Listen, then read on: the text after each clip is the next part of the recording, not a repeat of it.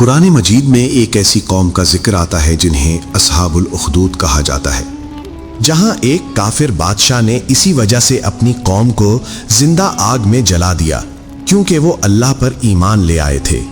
وہ بادشاہ بہت ظالم تھا۔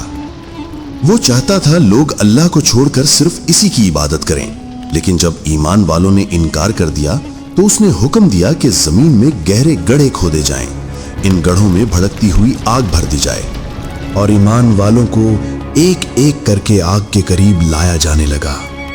پھر وہ منظر آیا جو دلوں کو ہلا کر رکھ دیتا ہے۔